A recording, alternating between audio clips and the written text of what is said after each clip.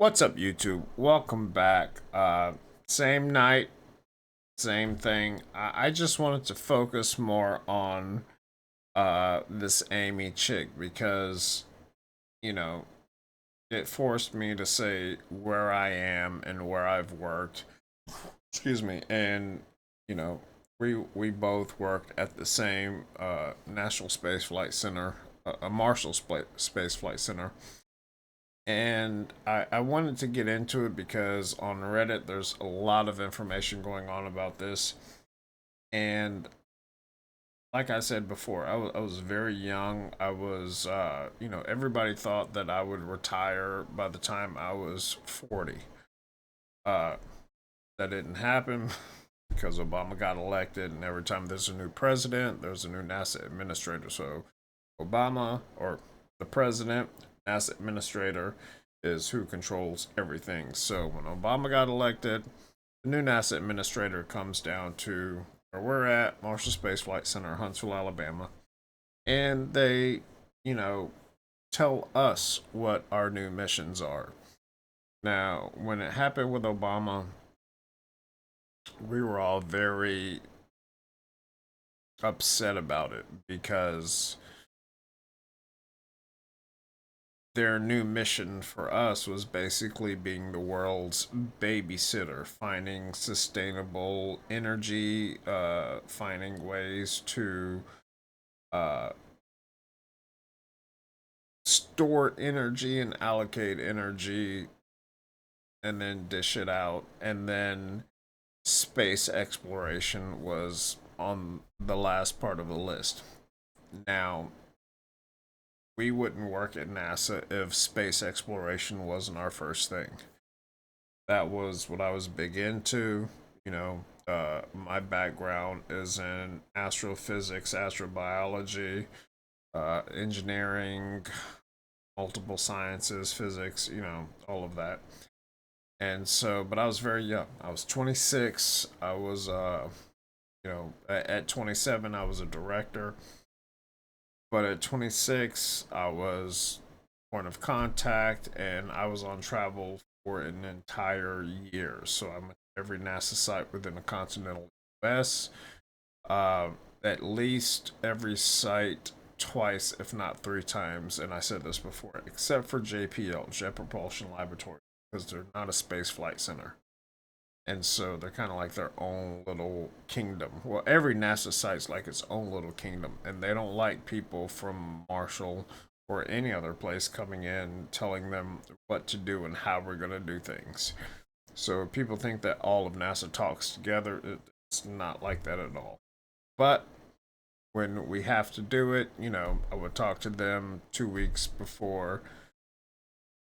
Myself and my architect, which was like my mentor at the time, and we're both from Germany. We're both German. Obviously I'm mixed, but born and raised in Germany. And so yeah, we would have these conversations, and then we were on travel for a lot of time. Uh, a lot of it was great, especially at that age. A lot of it sucked because we had probably shouldn't say this, but we had like $120 a day per diem, so we're eating at mostly Ruby Tuesdays because we're healthy, but for dinner we eat at these fancy restaurants, and I'm sitting across from what looks like Mr. Clean. I'm like, I miss my woman. He's like, I miss my wife, and I'm like, I'm just looking at you every night, just eating. We're sitting, at Houston, uh, and sitting over the water, and beautiful, beautiful spread, over the water. And I'm just like, I miss my woman, miss my wife. It happens. We're traveling a lot. It's easier when you're younger, but even when you're younger, when you're on travel constantly. So I was on travel. We were on travel 6 days a week. So we would hit the airport Sunday at around 4:35 a.m. because we wanted to get a jump on, you know, getting to our hotels. Sometimes there were issues. We're both history buffs, so we were trying to get done by Thursday. That way, we had Friday to do history stuff, museums, and all of these things, and and then we'd have we fly back Friday night, fly into Huntsville International, get home Friday night. Saturday, you've got time to wash clothes, mow the yard, eat dinner, wash your clothes, and then Sunday morning, 4:35 a.m., back at it. That was a year's worth of travel. So so yeah, I just wanted to get into this because I don't want to diminish what she's saying, and I don't want to promote what she's saying. I'm just saying my experience was very different, and I knew, like, high school, uh, my one of my best friends, his father was the highest rank, so he was the director over all of engineering for Marshall Space Flight Center. So at 15, 16 years old, we would be eating dinner because we were in high school together, and we would ask questions, like, hey, are there aliens exist? And him being who he is, an Irishman, uh, he would just say, I'll just tell you to keep an open mind. And so I went full steam ahead with my field. He went a different way, but his father and I ended up working together a bit, which was really cool for me because I looked up to the guy, of course. And but I just wanted to make another video about this because I don't want to diminish anything, and I'm not trying to take away from anything. I'm just giving my perspective and my thoughts from what I've seen. Like I've said, I've been to every NASA site within the continental US at least 2 to 3 times, except for JPL. I've never been to JPL because it's not a space flight center. Jet Propulsion Laboratories, they're kind of like their own thing, and what they have going on there, maybe she had privy to. I don't know, but most people don't. They're you're just not going to get in there. But everywhere I went, every NASA site, my cat card, I could go, Houston, Cape Canaveral, Langley, just anywhere. Badge work, even in Houston, you can see from like the 60s when, Houston was the central command. So you can see, like, on the outside of the buildings where they had to cut out the side of the building to get all of those uh, computers, which were massive at that time. And so you can see where they stitched that up and sealed it in. It's still there. Anybody can, well, can't get on base, but you can definitely see it. It's not a big deal. So I wanted to get into this because I didn't want to do her a disservice. I don't know her, but she seems to be the same age.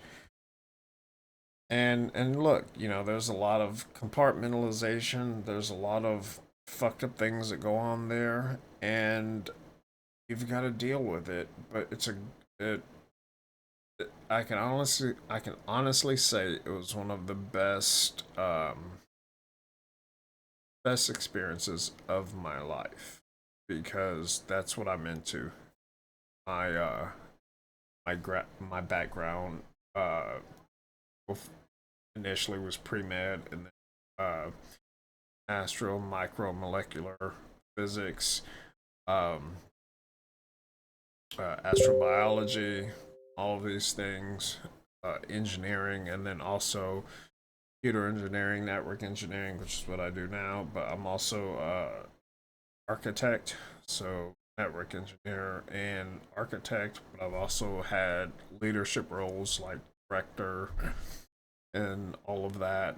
But typically, you wear a lot of hats, you know. But people don't know, like, here, engineers are a dime a dozen. So to stand out, you have to be really good. And not to pat myself on the back, but out of 450,000 engineers in the country, at one time I ranked 13. But I did an honest test. I didn't study. I took the exams just blindly. I was like, what can I do just off the top of my head? I didn't study. I didn't prepare for it. I wanted to know an honest answer, like just any day of the week, what can I do? And I made the top 13th. Now there's a top 100 list, and your name will be on there if you make the top 100. Now this was like 2016, so I'm sure people have, you know, I'm way down there now, I'm sure, but because I haven't retested, but yeah, if you make the top 100, that's a huge deal. I made 13th, and I wanted to make the top 10, but then I switched to a few different areas. But let's not get into my history. Let's just get into her because I'm trying to really, I'm trying to really do her justice, but also be real about it because I know what our missions were. I know what we were doing. And like I said, there's compartmentalization everywhere. We had obops, so these programmers sitting next to me. They knew what my title was. I knew what their titles were. They had no idea what black projects we were on. Well, they didn't even know I was on a project. So there was a lot of that going on. So, like I said, a lot of compartmentalization, but also a lot of openness because if I changed a protocol in Langley, Virginia, which I didn't do, my architect did, and I'm driving him to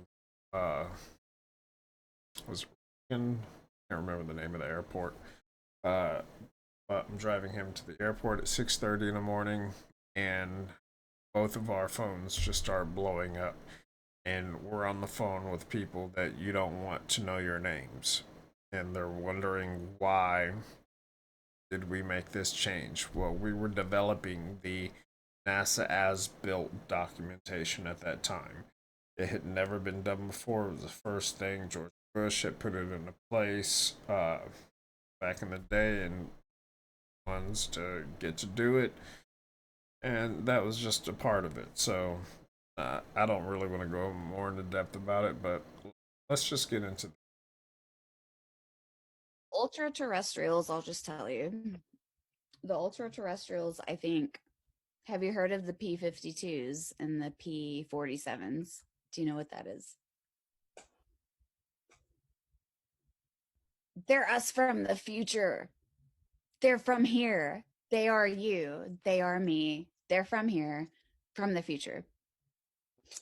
P-47 is present plus 47,000 years. P-52 is present plus 52,000 years. And basically, there's a calamity, right? So there's like a apocalypse scenario in the near future. It wipes out most of like everything, man. And there's the ones that go underground and survive, right? And then there's the ones that somehow stay on the surface and miraculously don't die.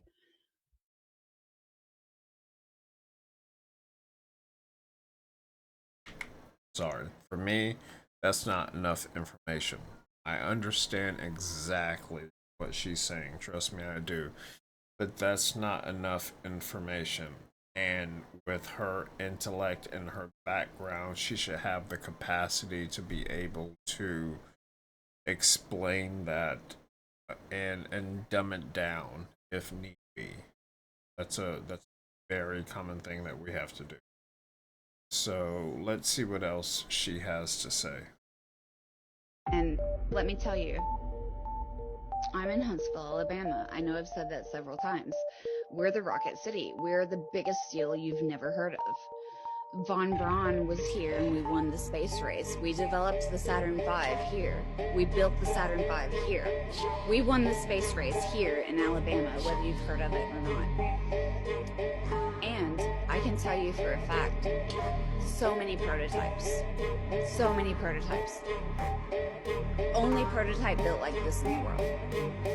You turn it on the first time, it works exactly like you thought it would the first time. Great data.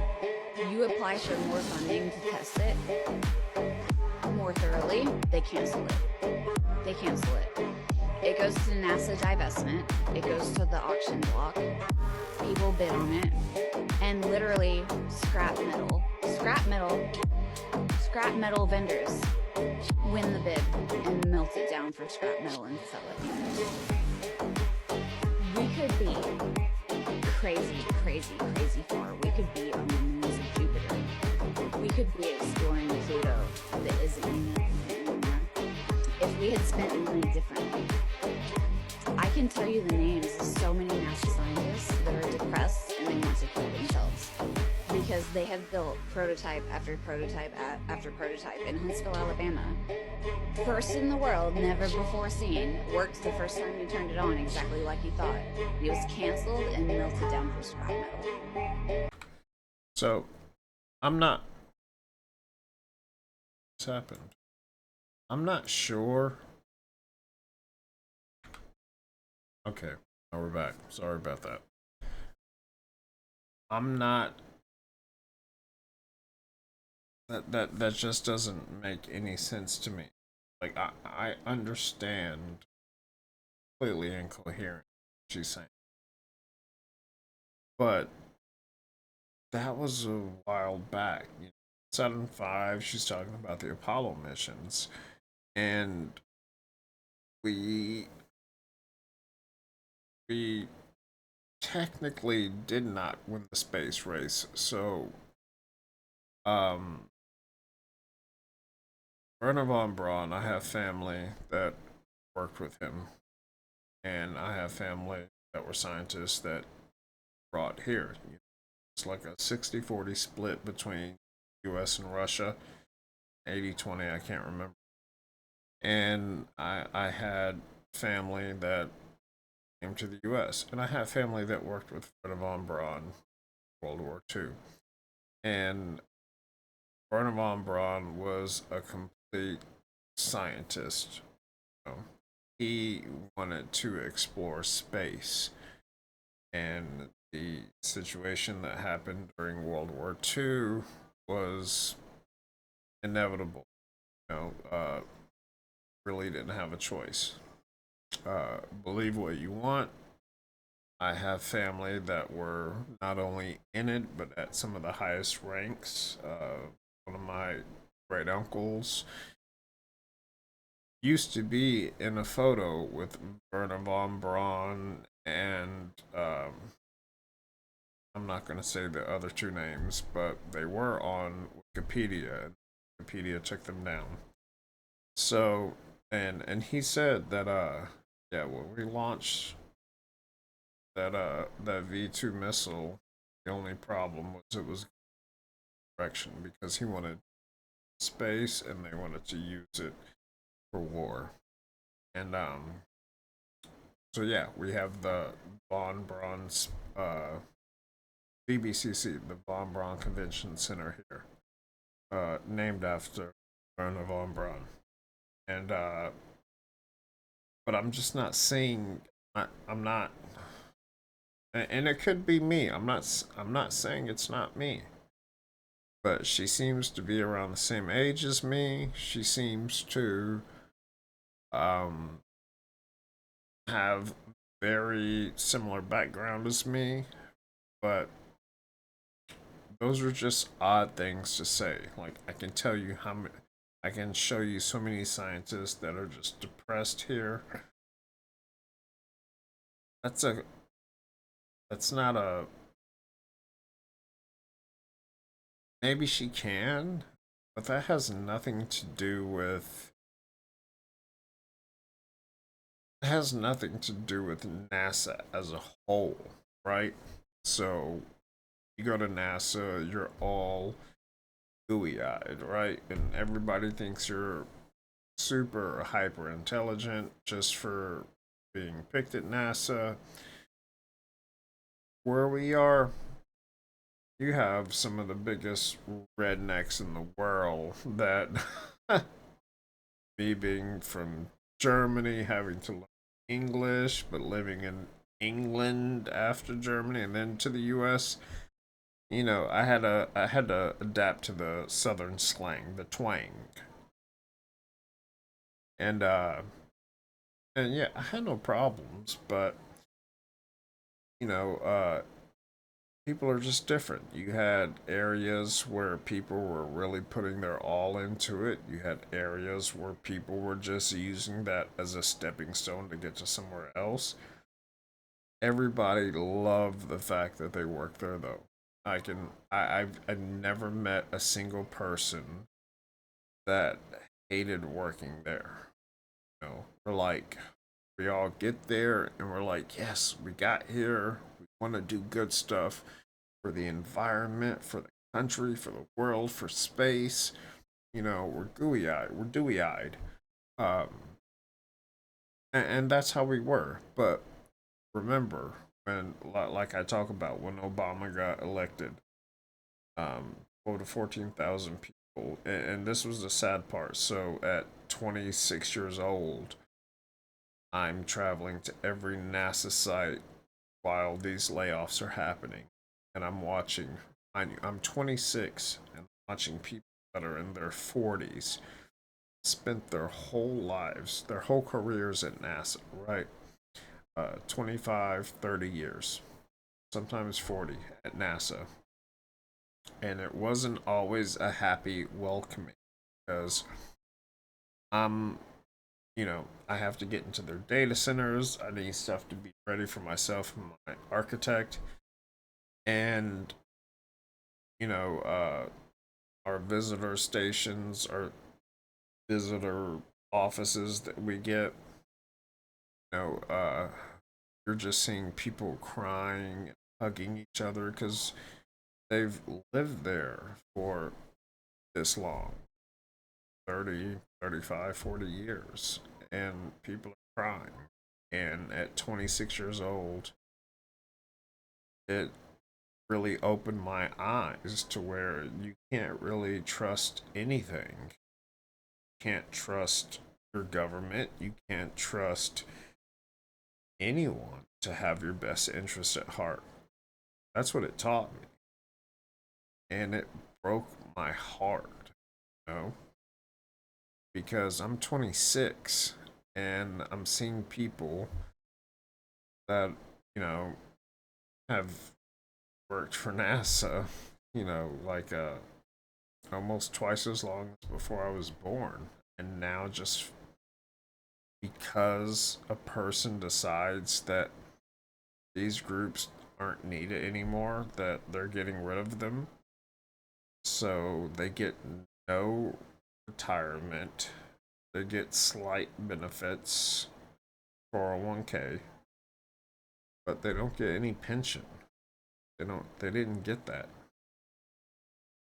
So that taught me a lot. And everybody would make little comments like, "Oh, you're 26, 27, you were a director, you're going to retire at 40." No, it didn't happen. No, I got shifted from project to project to project to project. The very last project, I didn't even think I was going to get hit because it was a year and a half into it. My team was all there. I was traveling, and I got shifted from project to project. And I remember the last project, they said, "Hey, we know that in 88 and 89 you were behind the Iron Curtain in Russia. So you're familiar with Russia?" And I was like, "No, I was a kid then, so I'm not that familiar." And they were like, "Well, do you want to go there and support the ISS?" And I was like, "No." And they were like, "This is one project we can guarantee you'll be on." I was like, I don't want to leave my family and go there.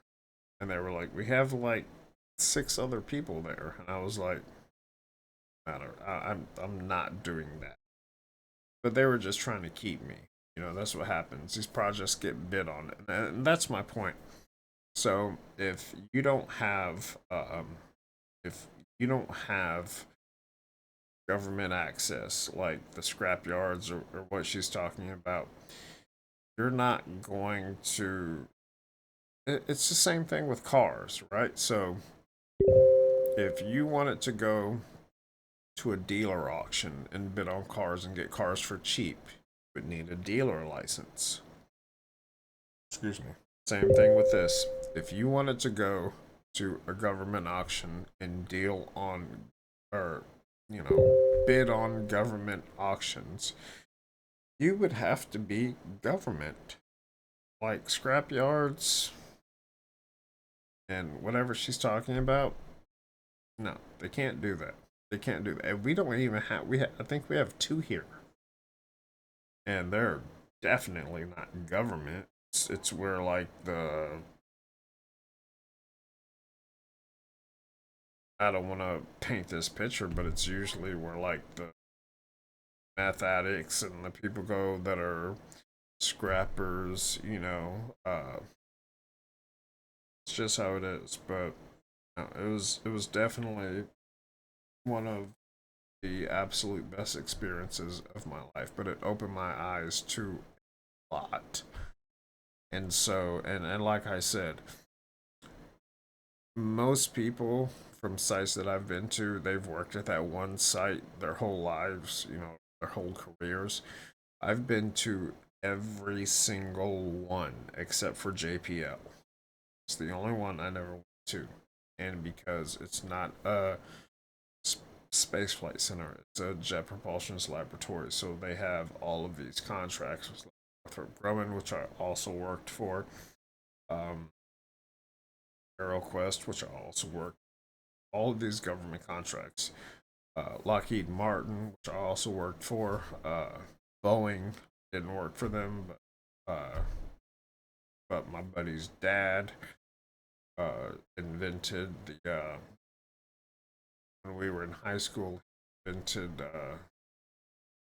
company, but anyways, he invented the engines, the Rolls Royce engines that are on the Boeing 747s. He invented those, and in his garage when they were kids, I met him when I was like 16, 17. But yeah, I just wanted to put that out there. I just wanted to put some actual factual information out there. You don't have to believe me. You can look it up if you want. Either way, I'm not trying to discredit her. I'm just giving you my perspective.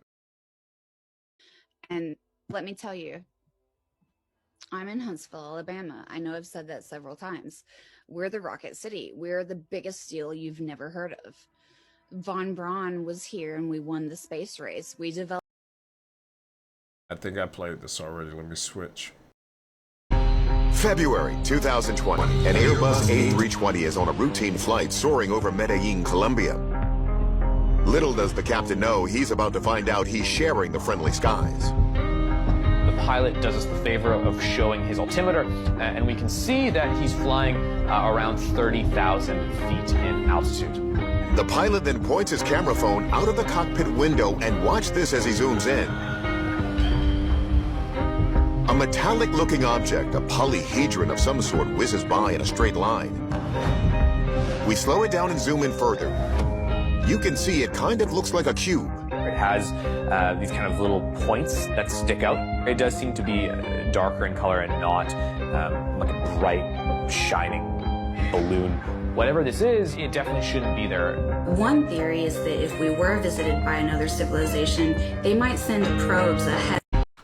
So I'll just go ahead and speak to that. So, yeah, pilots, if you've done your research, if you have any kind of education on these topics, you know that pilots could not talk about this for a very long time. It's kind of like academia, where if you don't go with the flow, then you're out of there, right? So pilots would see stuff all of the times, and it got to a point to where they were all seeing it. They couldn't talk about it. So I think it was the pilot in Japan. I can't remember the name of the flight. I keep thinking 7 or D77, but probably wrong. It's late. I've already done 3 of these videos. I'm tired. Work in the morning, but so yeah, you would be labeled know, uh, not crazy. What do they call it? Anyways, less than.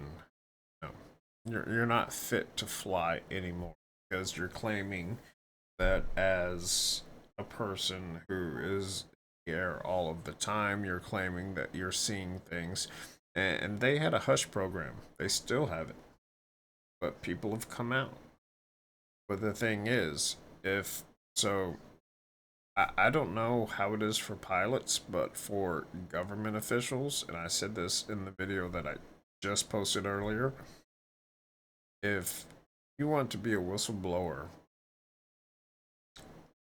the government has avenues for you to be a whistleblower, but all of those avenues are government. So you have no protection. That's why people like Edward Snowden went to Julian Assange for WikiLeaks, went to Russia where they have a non-extradition treaty. They will not allow him to be extradited back to the U.S. They cannot force that. And there's other countries that do that, and I commend him for that because he told the truth. But that I've had these clearances, had secret, top secret, TSCI, had all of that, and if I saw something that I didn't agree with, if I saw something and needed to say something, that phrase, see something, say something, right? Um, there's no avenues in that profession for me to go to that would not condemn me, because all of those avenues are within my government infrastructure. So I would be dealt with internally. So you have to go outside because there are no internal avenues that will allow you to do any of this. It doesn't exist. It's created like that for that purpose. So you have to go to external route. You have to get protection. You have to put this out there. And thank God that these people, have done this. Like she talks about Huntsville, Alabama. We've got Blue Origin now. She hasn't talked about, Facebook data center just built a data center that's 20 football fields long. I design and build data centers for a living. Some of the largest ones in the US. If you ever come to Huntsville, Mazda Toyota manufacturing. I'm the engineer and architect that designed that, and then my team and I spent 3 years building that. Designed it, and then station and build comes along. So we had Trailer City, great time, tough time. We're all in steel toe boots, hard hats, high vis vests. But it's a good time. Micro data centers in my trailer, and we had Trailer City, so we had like 130 trailers just out in the middle of a field. No shade, no nothing. It's hot, hot. but but yeah, so that's the kind of thing that you deal with. So that's why I say I'm not trying to discredit her. I'm just saying my experience is different, and I've I've been in so many areas of NASA that I would not I would not be able to relate to anything that she's saying about these prototypes, about all of this, not here. That's not what happens here. That happens at places that are, you know, defense contractors. You all know. So these are Department of Defense contractors. These are Northrop, which I worked at. It's right up the street, literally less than a half a mile from my house. I worked at. You know, I designed the data centers for the new naval vessels. So they were coming. Had all the Navy ships docked in Virginia, and they needed to be upgraded. So I was the guy that designed it. We call them ship sets. So I designed them, and then we built them, and they're waiting for us because they got to get back out to protect us. So we're having to build all of this very fast. It's a mobile data center. So they're docked in Virginia, Madison, Alabama, actually, not Huntsville. NASA is on Redstone Arsenal, and it's in Madison, Alabama. It's not in Huntsville, Alabama. The museum is, but you don't. That's not where not, you work there if you work in the museum. What we do, that's not where we work. We work on base, and we work in Madison. So Redstone Arsenal, Madison, Alabama, where I live. Shouldn't have said. But anyways, I just wanted to give you guys some clarity, a bit of a, I don't know. I feel bad because I don't know her history, and I don't want to discredit her, but I also want to say that with my vast experience and all of that, a lot of what she says just does not add up to me. It doesn't, you know, like they say, the math isn't mathing. And, but, you know, I don't know if something happened. She seems highly hyper intelligent. And, you know, that can be good and bad in a lot of ways. Going to sleep. Shepherd. Uh, but yeah, I just wanted to make a video and put that out there specifically on this. This is something that's very close to me. This is my career. This is what I do for a living. This is what I've done. Uh, like I said, multiple government contracts, top secret clearances, and but being from Germany and actually having ties to Werner von Braun, and it was even hard for me to get a secret clearance the first time because the first time I tried to get one was 21, and they tried to go back to a point where I have no records in this country, and I got denied because the woman that was talking to me was like, "Oh, I heard Germany's beautiful. I've always wanted to visit there, and I have nothing bad to say about Germany. I had an amazing childhood. I'm Bavarian. My family's Bavarian. I'm from Würzburg. Grew up in also Teidelheim, and then for 1 year I lived in Kaiserslautern. But 30 countries, learning languages, history, everything that I could. Not hard, open borders there. People think like very difficult. It's not. Well, it wasn't at that time, but yeah.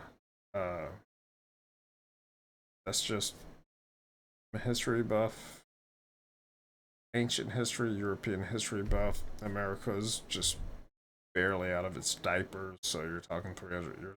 I don't really have any interest in American history. That's not saying anything bad. It's just not old enough for me to have any interest. Now, the true history of this land, I have a huge interest in, but not the 300-year-old of what you call America. I have zero interest in that because I have actual evidence, scientific evidence of what was here not only hundreds but thousands of years ago. That's where I go with that. So I just wanted to put something out there. This probably is shit, and I probably get a lot of crap for it. But I just wanted to put something real out there, honest out there, and I didn't want to like defame her or defamate her in any way, but I'm just saying she seems to be my age, and I know what we do there. I've been all around it. I had an office in Madison. I had an office on the base, and we test a lot of stuff. Like earlier today, we're on X. You could. I don't have a Twitter account. I never have. But my ring was telling me, like, when my getting these vibrations, and it's because they're testing the rockets on the arsenal. So because I live so close, it'll shake not only the house, but plates and everything, your glassware in your cabinets. Very common thing. I'm literally like, I don't know how many feet. I would say, I'm not good with feet. I would say 40 yards. Arsenal's right there. Well, 40 yards, Tennessee River, then Arsenal. Down a little bit, about a mile, and make a right. It's the gate to the Arsenal. So, I'm close to it. We all are. This area shakes hard. So, I just wanted to give a bit of a different perspective, just so you guys would have. You don't have to. You can think I'm full of shit. Doesn't matter. I just wanted to give a different perspective, and I didn't want to, talk badly or down about her. It's unfortunate. It's very unfortunate what happened to her, and I don't know the history behind it, but I wanted to put that out there just so there's another opinion of someone that's actually here and worked there and had that experience, for you guys to have some factual information from. Uh, if you need more proof, look up a lot of things, because during that time that I was there, the Freedom of Information Act happened, which, wow, that sucks. Well, it's good, but it sucked in a lot of ways, because the public does not always need to know what's going on. Everything government, excuse me. Now, public should be able to know, but does it need to know? No. There's a lot of people out there doing things to protect you, to do things better for you, and these people end up having a lot of issues. So, do I think you deserve to know? Absolutely. Do I think you would want to know? Not a bit. Because there's people out there that do things to protect us, to save us, to keep us safe. But there's also the same people, country, that are trying to hurt us, harm us. That's why I'm harmed. Love that I live here, because we've got a lot of guns. I've got special tactics training and weaponry, fighting, everything. So, and I love that I don't have to worry about that. You know, it's perspective. So I just wanted to put that out there, and yeah, it's time is it? Gee, 1 o'clock, and I've got two videos. I'm tired. Finish my beer and go to. And I gotta be at work.